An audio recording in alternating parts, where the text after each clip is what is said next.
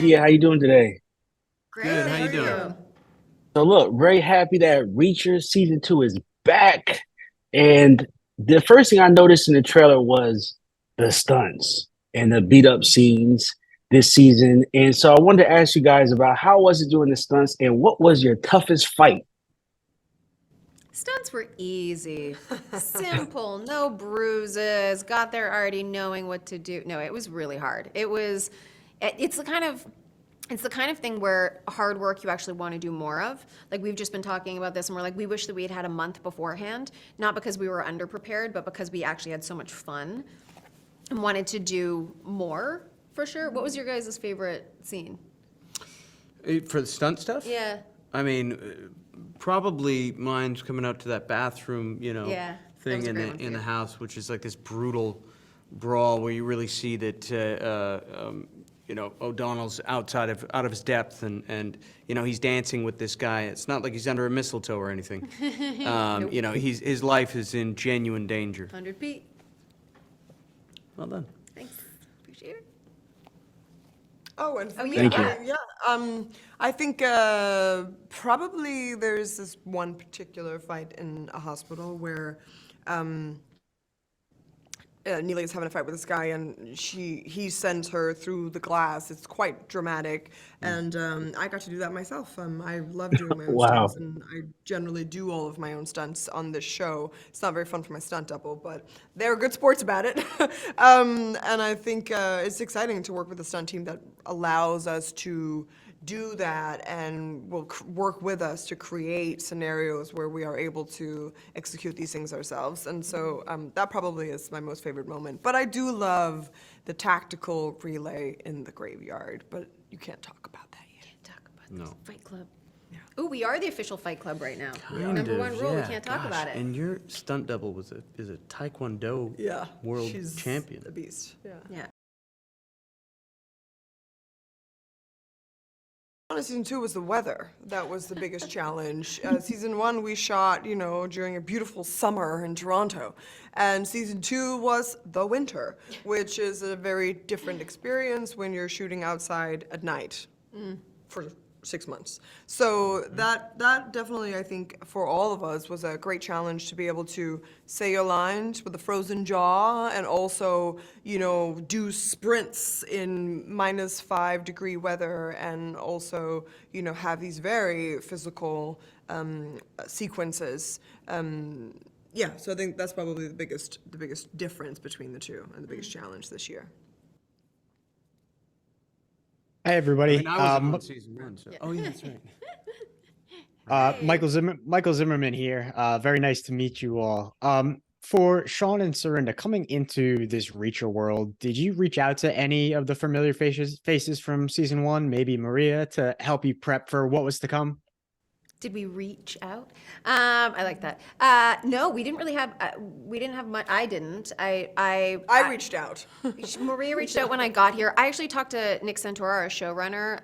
Him and I have worked together on another project, so it was nice to have that camaraderie and be able to call him and be like, so what are we thinking? And what is Lee saying? And what's important? And how do I support, the world that you guys are building while still being an individual? And what are you looking at getting out of Reacher this season? And that was part of my drive was, what do we want to see of Reacher that I can support with Karla's presence? I think when you come in as a supporting cast, it really is that support. How do I support and also keep the individuality? So yeah, Nick was my main source, and then obviously reading the books.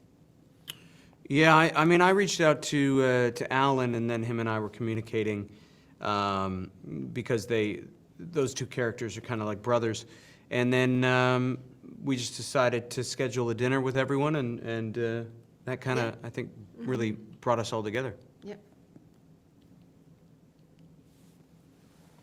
Let me fix this. Awesome snapping.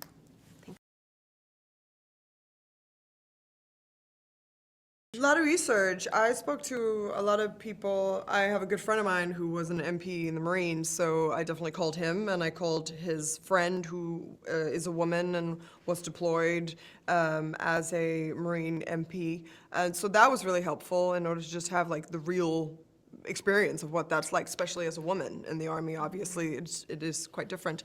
And so, and then also when we work with the stunt team and we work with the armorer, they're there to support us. And the more curious you are and the more willing to learn you are, the more giving they are with their knowledge. And so it was very much a collaboration with them throughout the whole process.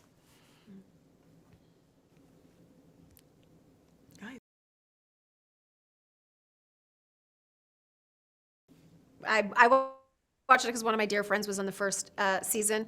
Willa, she actually took me as her guest for the premiere, randomly enough, and so I'm there in the pictures, like cheering her on. And who knew that we would have it would be the opposite this season, which was really cool. So yeah, I went to the premiere as a supporting friend, and then I went home and watched the entire series as a fan. Yeah, I watched the whole series about 6 months before even getting the audition for it.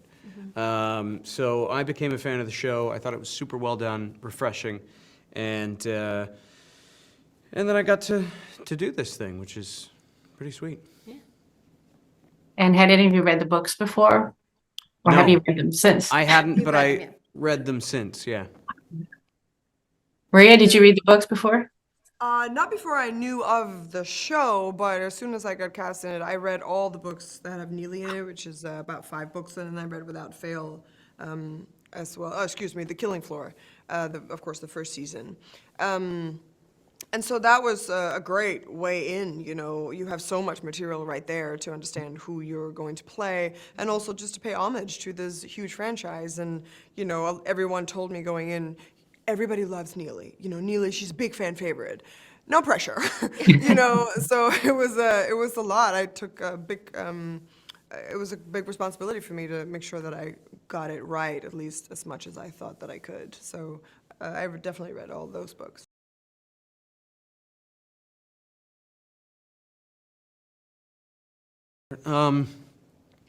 I think with O'Donnell, if my memory serves me, it's just that he's willing to brawl, and he's an intelligent, sarcastic, witty person, and so I think he likes that tenacity.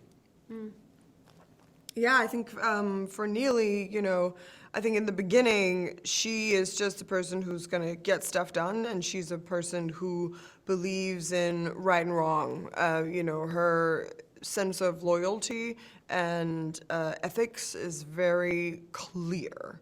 And in a lot of ways, she's very much like Reacher in that way, that there's not much black and white, or there's not much gray for her. It's all black and white. And I think he sees that sort of just purity in her in a way, I think, that initially gets her involved in the 110th, and then her skepticism, like, you can choose me, but I don't know who you are, so it's a two-way street here. And I think that probably forms a kind of respect between the two of them once they sort of test each other and pass those tests. Totally. I think for Karla, it's just her intelligence. I think it's her emotional intelligence, and then it's also her mental intelligence. She is an accountant, but she also knows how to work a room in a situation to keep herself safe and her friends and family safe. And I think that's something that he sees in her from a very young age. And I think that's why she is intrigued by him as well, is because he sees her for who she is. And I think there's a bit of that reciprocated between the two of them. In this season, you kind of see the lines that will then be crossed that weren't crossed in the past. So I think that's one of the things that that I see as the character, and then also how he interacts with her. You know, you sit down and you have a conversation about your characters and how they feel. It's a professional situation, so you sit there and you go, okay, what do our two characters feel about each other, and how do we make this come together? I think as a testament to the entire cast, we get along really well, and we joke really well. And I think sometimes it was funny, we'd have the director be like, okay, but Reacher, you can't be funny, or you can't be that, like, have that much emotion, you have to pull it down. And that was actually my goal as Karla, was to kind of crack Reacher a little bit. Obviously, he wouldn't show it, but I think that might be what you're picking up on, is the heart, is her ability to be present with him and not want to change him and not want to make him become anything different, but just be really present with who he is this little wandering vagabond with, you know, a toothbrush you know, not that little. But in the sense of, yeah, like this dude that just wanders, and I think she doesn't want anything from him other than to potentially connect at this one point in their life. So I appreciate that. I'm glad that that came through. I think we're gonna get to know her better. We're gonna get to understand why she does the things that she does, and just get a little bit deeper into her personality, her psyche, her life, and of course her relationship with Reacher. You know, it's a fun duo, the two of them. They have this unspoken bond, and you know, he just kind of treks along in his weird way, and Neely kind of bounces around like a kangaroo, you know what I mean, next to him. So it's a great dynamic that they have in that way, and I love what we are playing around with there. It's great. I just had an image of like Winnie the Pooh, and I was like, is she Tigger so or is she cute. Piglet? I was like, it was so cute how you just said that. You know, I love it. She's really got that was. like light do. quirkiness about Yeah, you her. bring She's such also a light to her. badass, but I do Such a think badass. to have that dichotomy to play around And with. kangaroos aren't badasses? You seen those things? That's true. That's true. That's true. Sorry, we digress. Yeah.